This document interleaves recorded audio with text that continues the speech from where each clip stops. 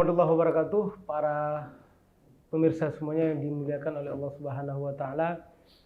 Alhamdulillah pada kesempatan yang baik ini sudah hadir di hadapan kita Guru Besar UIN Aranidi, Profesor Dr. Syamsurijal MAG. Insyaallah kita akan berbicara tentang bagaimana penyiaran yang sesuai dengan kearifan lokal Aceh yang berlandaskan pada syariat Islam. Dan tentu kita bersyukur, alhamdulillah guru kita Profesor Dr. Syamsurijal sudah bersedia hadir di sini. Assalamualaikum Prof. Waalaikumsalam warahmatullahi wabarakatuh. Terima kasih banyak Ustaz, saya panggil Ustaz. Terima kasih banyak sudah bersedia hadir di acara podcast Komisi Penyiaran Indonesia KPI Aceh ini. Mudah-mudahan waktu kita diberkahi oleh Allah Subhanahu wa taala. Dan langsung saja para pemirsa semuanya, kita pada kesempatan kali ini akan menggali bagaimana sebenarnya nilai-nilai penyiaran yang akomodatif terhadap kearifan lokal yang berbasis pada syariat Islam. Gimana sebenarnya model-model tayangan atau konten yang dia memenuhi kebutuhan masyarakat Aceh.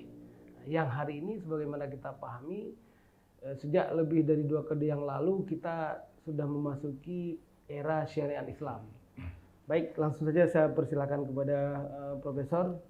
Saat gimana kira-kira konten-konten siaran yang akomodatif terhadap kearifan lokal yang berbasis syariat Islam di Aceh. Ya, terima kasih. Assalamualaikum warahmatullahi wabarakatuh.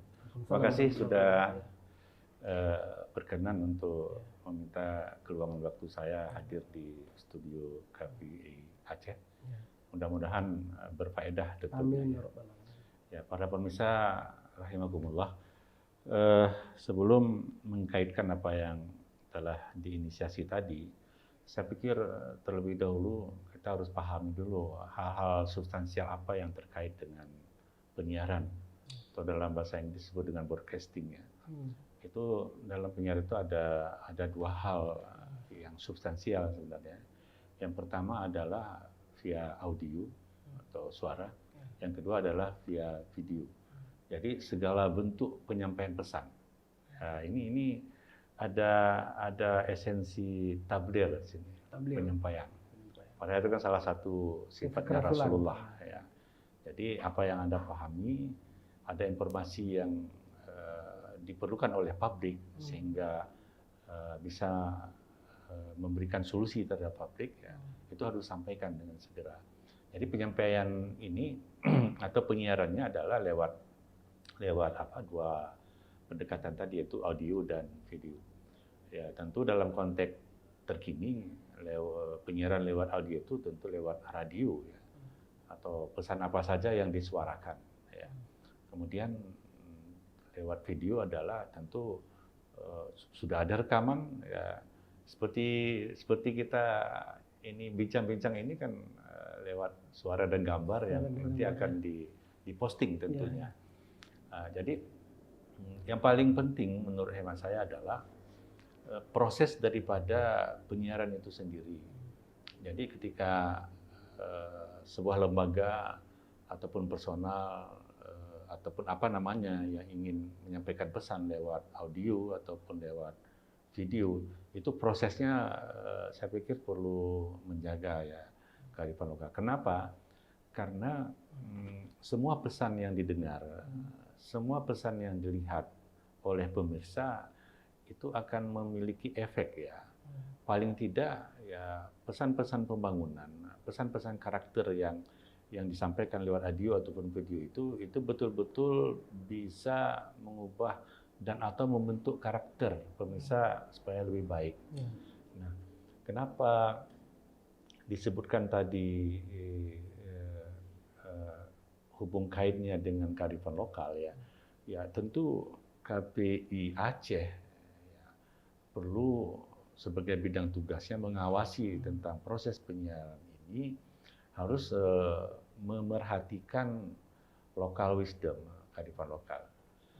Karena di Aceh itu ada beberapa etnisitas ya. Aceh itu kan tidak hanya Aceh ya. Aceh itu ada Aceh, ada Alas, ada Gayo, ada Singki, ada Kulut, ada Sinabang. Banyak sekali. Kalau tidak salah saya yang diakui oleh undang-undang itu ada 9 etnisitas. Nah, kalau negara di dalam memberikan penyiarannya misalnya, atau pesan-pesan pembangunan, pesan-pesan sosial, pesan-pesan ekonomi, pesan-pesan budaya, pesan-pesan politik apalagi ya, tentu harus memperhatikan kearifan lokal ini. Kenapa saya sampaikan seperti itu? Karena dengan memerhatikan kearifan lokal, insya Allah pesan yang disampaikan itu menjadi atensi publik. Jadi ya, khatibun nasa biqadri uqulihim. Jadi berikanlah pencerahan bagi pendengar, bagi pemirsa sesuai dengan kapasitasnya. Kita tidak boleh menina bobokkan pemirsa atau pendengar dengan sesuatu yang impossible dari karakternya. Jadi saya melihatnya, saya pikir dari sisi itu Pak Zulkhairi. Baik, jadi kalau misalnya sebuah lembaga penyiaran ini dia mau mengakomodir atau akomodatif terhadap nilai-nilai kearifan lokal, itu sama dengan akan ada peluang untuk mendapatkan antusiasme sambutan besar ya dari masyarakat ya, karena tidak justru akan membuat penurunan ya dari segi minat dari masyarakat ya. Ya, so pasti karena setiap instrumen perubahan ataupun inovasi pembangunan yang ingin diterapkan lewat wadah penyiaran ini ya tentu harus dipahami oleh warga, jadi oleh pemirsa. Kalau tidak ya hilang. Nah, dalam konteks terkini, Aceh itu kan sudah memiliki legal formal yang mengaplikasikan syariat dalam berkehidupan. Nah, cara-cara penyiaran ini juga saya pikir harus berbasis syariat. Nah, tetapi pernah kita dengar bahwa emosionalitas keacehan itu terikat benar dengan pemahaman syariat mereka. Nah, jadi harus ada nilai-nilai syariah yang kita kembangkan. Misalnya orang tua bilang ya, di kampung saya dulu waktu kecil pernah dengar itu petua-petua nenek ya, Indatu ya. Dia bilang menyebogahaba benar faedah. Nah, jadi kan sesuatu yang dikomunikasikan, sesuatu yang disampaikan itu punya substansi efek berfaedah. Paling tidak bisa menjadi daya dorong warga, menjadi lebih kreatif, menjadi lebih sadar diri, menjadi menumbuh kembangkan partisipatori warga di dalam dunia pembangunan. Saya kira itu sebenarnya. Jadi harus ada ideologi itu ya yang paling. Kalau tidak ya, sayanglah. Saya pikir kehadiran KPIA ini tidak boleh lepas dari mengintegrasikan nilai-nilai yang telah dibangun lewat regulasi yang ada, khusus tentang keacehan itu sendiri. Saya pikir seperti itu. Ya, baik. Jadi terkait dengan syariat Islam tadi ya. Jadi hari ini kita alhamdulillah sudah sejak lebih dari dua dekade yang lalu kita hidup dengan aturan syariat Islam. Nah, ini sekarang timbul pertanyaan, bagaimana kita bawa syariat Islam yang sudah berlaku legal formal ini dalam konteks penyiaran ini. Jadi penyiaran yang akomodatif terhadap syariat Islam itu sendiri gimana sih sebenarnya? Ya, dalam kurun waktu 10 tahun terakhir ya, obsesi negara tentang aplikasi syariah yang saya amati adalah bagaimana membangun kesadaran warga Aceh untuk memelihara style syariah, atau bahasa awamnya berbusana muslim atau muslimah kan itu. Nah, dalam konteks ini saya pikir orang tua Aceh juga sudah bicara ya, bahwa kalimat pendek itu aurat betapede. Jadi aurat itu secara karakter keacehan itu pantang sebenarnya. Pantang nampak. Dianggap kita tidak sopan ya, tidak. Ya tentu kalau digali tentang syar ini ya, aurat laki-laki misalnya kan antara pusat dan lutut ya. Pernah ada komunikasi lucu kan. Dalam salat kayak penting tutup aurat gitu. Pertanyaan, apakah kita menghadap Tuhan hanya menutup lutut sampai ke pusat, apakah boleh? Ya kalau secara oral ya tentu, tapi secara moral, secara etika kita kan Lain tidak lagi, ya, tidak punya nilai-nilai etis. Ya. Nah, khususnya tentang video, tentang Tentang apa? video yang penyiaran lewat video. Nah, itu janganlah kita mempertontonkan arogansi misalnya, jangan mempertontonkan yang sifatnya hura-hura, jangan kita mempertontonkan aurat yang semena-mena atau melanggar tata kerama antar warga yang sudah tumbuh dan berkembang di tengah-tengah masyarakat. Jadi nilai-nilai itu yang mungkin perlu dikembangkan. Jadi kita perkuat kembali apa yang telah atau bisa jadi misalnya cerita sebuah apa ya namanya itu film pendek misalnya. Nah, biasanya kan skenario-nya ada situasi masyarakat yang belum tercerahkan. Itu harus jelas ya bahwa ini memang kondisi masyarakat yang belum memahami nilai-nilai yang berbasis syar'i misalnya. Tentu nanti ada yang orangnya nggak tutup dan sebagainya. Tapi kan endingnya harus ada solusi. Jadi bukan memperlihatkan seperti itu. Jadi saya pikir nilai-nilai itu yang perlu kita akomodir ya. Jadi kemudian juga kita itu punya filterisasi ya. Mengajarkan kepada warga bahwa setiap informasi, apalagi dalam era digitalisasi ini kan banyak berita-berita yang bersifat hoax ya. Jadi Islam sebenarnya sudah jauh hari ya, fatabayanu itu. Jadi apabila datang berita fasik daripada Anda, maka Anda harus tabayun supaya jangan ada orang yang karena kesuruhan, kebodohannya itu terzalimi karena sikap yang Anda ambil misalnya. Itu kan perspektif itu harus kita tumbuh kembangkan di tengah masyarakat. Bila mana kita tahu bahwa informasi ini tidak benar, bisa nggak warga berhenti di dia gitu? Bukan apa namanya? Secara kelahiran ini makin kacau. Ada hal-hal misalnya aib gob beda pohah. Ada kalimat-kalimat sederhana itu kita ketemu itu. Misalnya di pelaut nelayan sambil jaring membenarkan pukat dia benarkan pukat dia ngomong hai punang depu ada tahu nggak ada berita alah pun nampu. Jadi bukan semuanya itu di karangan itu sudah ada. Oleh karenanya ya kita harus membangun partisipatori warga itu tadi saya pikir, membangun kesadaran warga, mengambil bagian gitu. Ya warga di sini dalam konteks penyiaran bukan hanya pendengar tetapi adalah juga warga yang memang menjadi otoritatif mendesain pesan yang mau disampaikan. Jadi bukan hanya di sana. Karena kalau bicara penyiaran kan proses. Ya proses tentu misalnya ada sebuah lembaga atau tertentu ingin mengupdate berita ataupun informasi yang akan dinikmati oleh masyarakat yang luas ya. Prosesnya ini yang harus mengikuti tata-tata nilai kearifan lokal itu sendiri. Berarti ini juga menjadi kewajiban besar kita untuk bagaimana mengedukasi warga ya terkait dengan literasi media. Ya tentu KPIA menurut saya pikir sesuai dengan visi dan misinya membangun antara lain misalnya membangun integrasi nilai-nilai yang membangun kementerian, membangun keadilan, membangun rasa percaya diri. Jadi itu penting.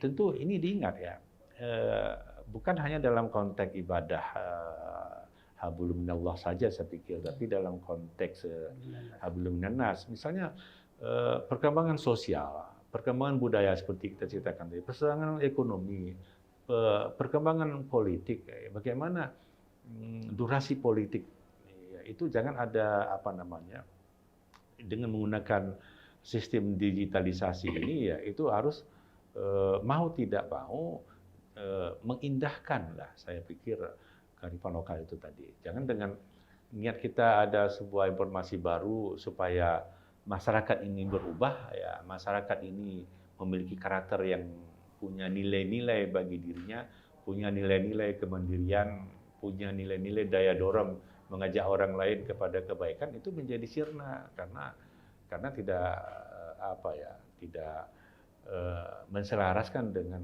kearifan lokal yang dimiliki oleh warga gitu. Misalnya ada kelompok warga itu statement kinayah dia nggak peduli.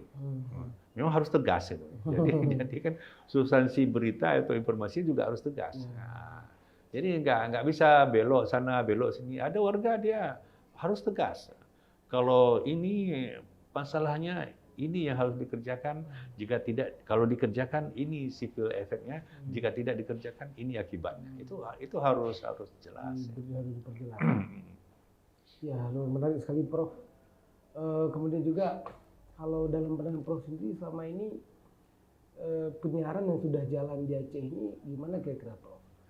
Seberapa jauh antara idealita dan realita? Ya, sebenarnya kan saya pikir tim KPIA harus mengamati secara langsung ya. Tidak boleh hanya sekedar mendengar laporan masyarakat. Oh iya. Laporan masyarakat itu sebagai basis untuk menggerakkan fungsi pengawasan.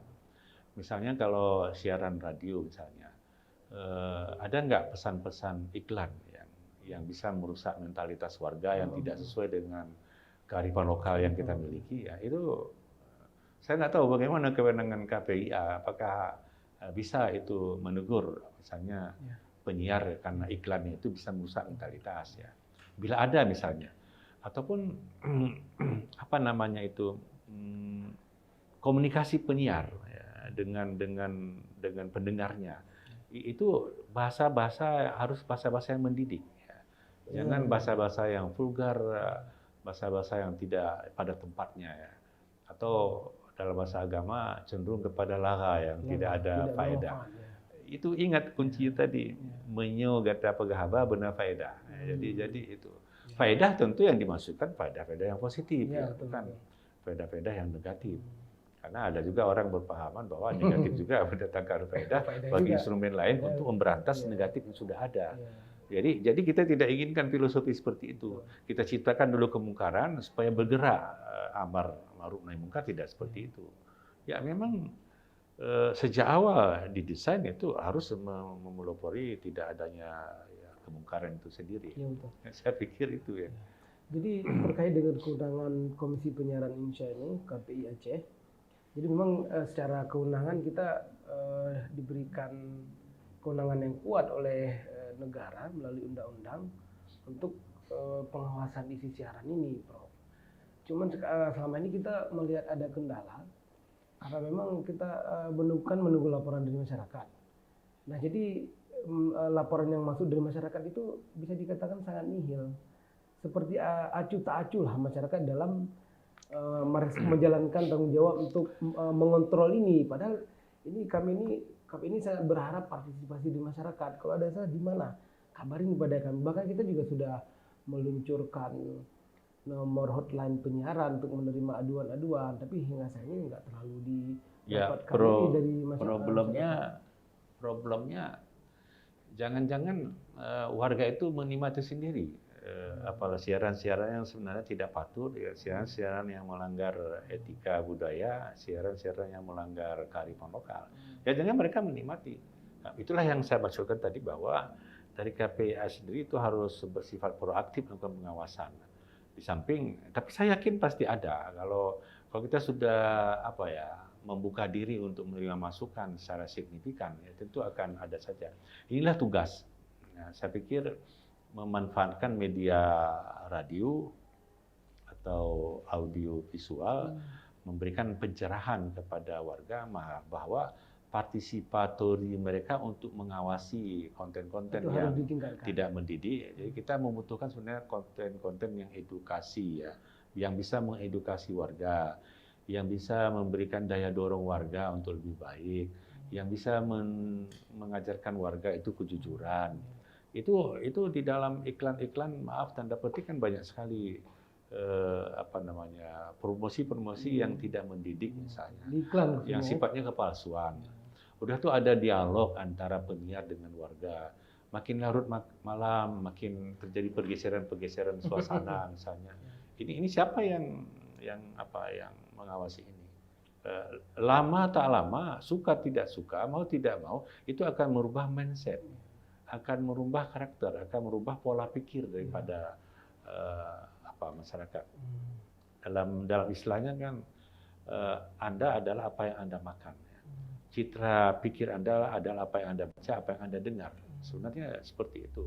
Jadi kalau mahasiswa ini, bukan mahasiswa, maksudnya kalau warga ini disuguhkan dengan berita-berita kekerasan tanpa ada solusi, terciptalah tatanan sosial masyarakat yang sifatnya keras, yang karakternya akan sulit untuk terjun ke dunia pembangunan.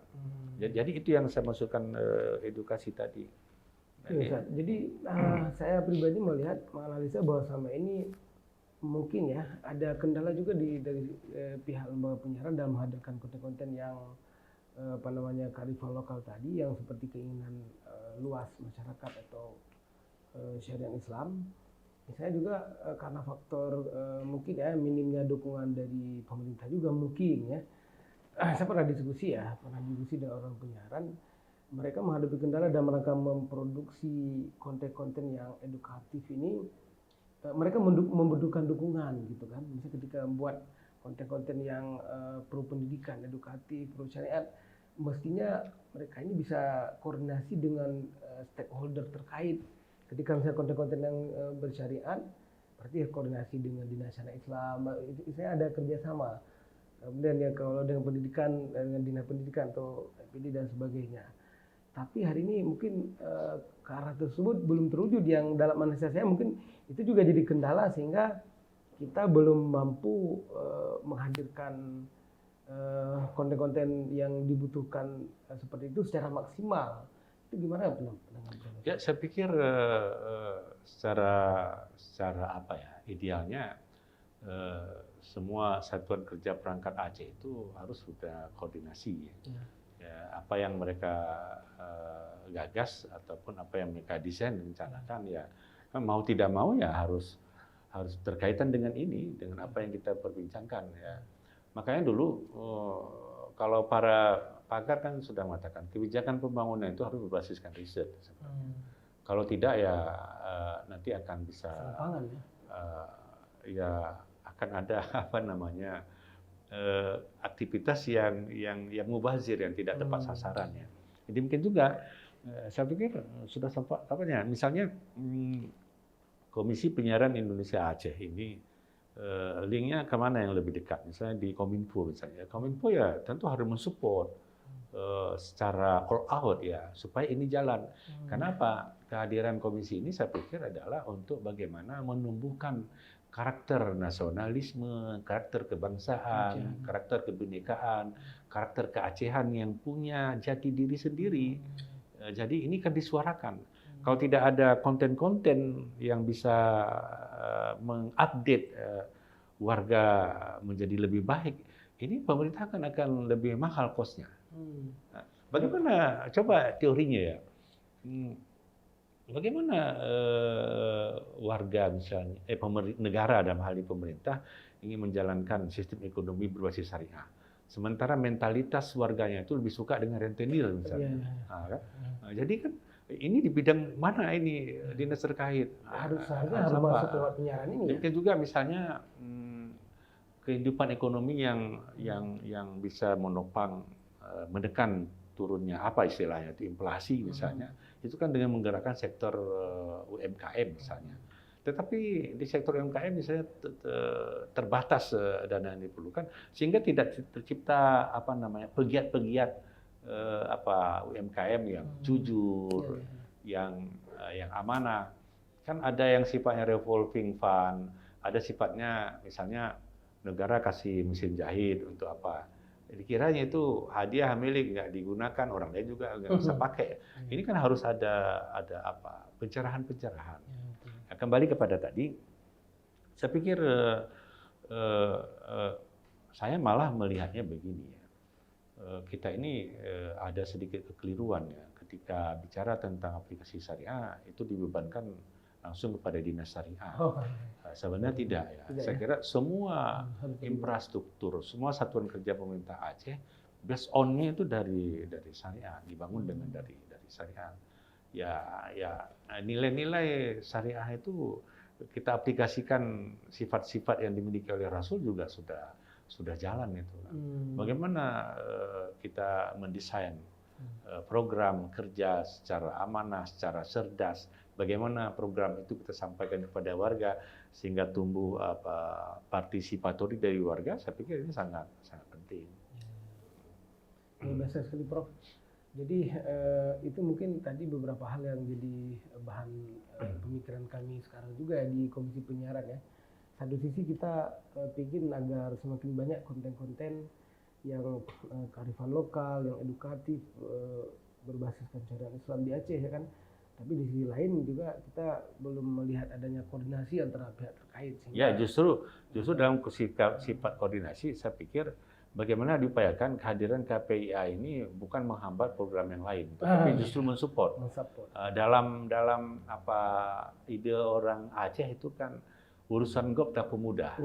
Jadi baik kamu urusan gop menjadi susah. Jadi KPIA ini saya berharap ya itu membangun karakter warga itu tadi. Jadi ya koordinasi antara satuan kerja pemerintah Aceh itu sangat perlu. Karena kita melihat bahwa hari ini kan tantangan yang kita hadapi justru sangat besar ya dengan perkembangan media sosial. Kalau kami kan KPI ini mengawasi radio dan televisi. Nah sementara konten-konten video ini kan juga muncul di media sosial yang sangat banyak. Tapi saya pikir KPI bisa memanfaatkan mahasiswa yang terkait dengan bidang studi ini. Kan ada bidang komunikasi dan penyiaran itu mereka bisa digunakan. Bukan berarti digunakan dalam arti diajak untuk berpartisipatori bagaimana melahirkan karakter-karakter kreatif, inovatif di tengah-tengah kehidupan masyarakat kita. Ya saya kira itu. Berarti kita libatkan mereka untuk memproduksi sebanyak-banyaknya konten-konten yang kreatif ya, yang bisa membangun jiwa masyarakat kita ya. Menarik, Prof. Saya kira para pemirsa semuanya, alhamdulillah kita sudah mendengar tadi sekitar 25 menit pemaparan dari Guru Besar UIN RNI, guru kita bersama Profesor Dr. Syamsul Rijal. Dan di penghujung waktu, Prof, saya ingin juga tanyakan sedikit ya, kira-kira format tayangan yang perlu kearifan lokal dari segi konten siaran itu mungkin baik untuk televisi, radio maupun juga ke medsos ya, ke YouTube dan Facebook itu bagaimana sebenarnya yang lebih praktis untuk ditangkap oleh para kreator konten ini agar mereka paham bagaimana sih sebenarnya konten yang perlu kearifan lokal yang seperti Prof bilang tadi, yang itu sangat dibutuhkan dalam rangka kita membangun karakter masyarakat kita. Ya, saya pikir kita perlu ada reorientasi ya. Sasaran dan target kita harus jelas dan yakinlah bahwa konten yang membangun sikap kita kan ingin merubah, membangun karakter daripada warga secara keseluruhan ya. Yang pertama kita jangan membebani warga yang panjang-panjang, tapi cukup singkat, padat, dan setiap konten itu ada pesan. Ada pesan-pesan pembangunan, ada pesan-pesan karakteristik, ada pesan-pesan budaya, ada pesan-pesan ekonomi, ada pesan-pesan politik, yang itu berbasiskan syar'i. Saya kira itu saja yang. Berarti harus ada pesannya jelas, baik tertulis maupun penyampaian. Jangan banyak unek-uneknya ketimbang pesannya itu. Jangan banyak hura-huranya, tapi harus fokus gitu. Jadi saya kira walaupun memang dari dunia seni konten mungkin ini ada pro dan kontra bahwa ini juga diperlukan sebagai sebuah frame ya. Tapi saya pikir ya bagaimana orientasi untuk membentuk mentalitas masyarakat itu harus diutamakan. Jadi harus ada kesadaran itu juga ya. Para kreator konten ini dia harus memiliki visi pembangunan juga berarti ya. Betul ya. Mungkin barangkali perlu juga kita ajak duduk sekali. Ya, kenapa tidak ya, bisa dibuatkan semacam kongres ya, kongres atau para festival dan diberikan reward yang baik. Atau perlu kita buat lomba sekali, siapa yang berhasil ya. membuat konten-konten yang paling edukatif kearifan lokal ya. Iya benar. Insya Allah Prof, mungkin akan kita coba usahakan di waktu akan datang. Baik para pemirsa semuanya, alhamdulillah kita sudah berada di penghujung acara podcast ini.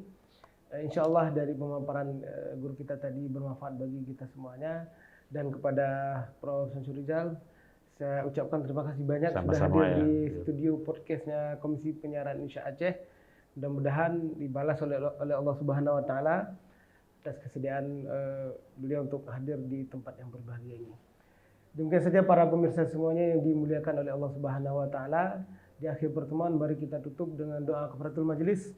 Subhanakallahumma wa bihamdika asyhadu an la ilaha illa anta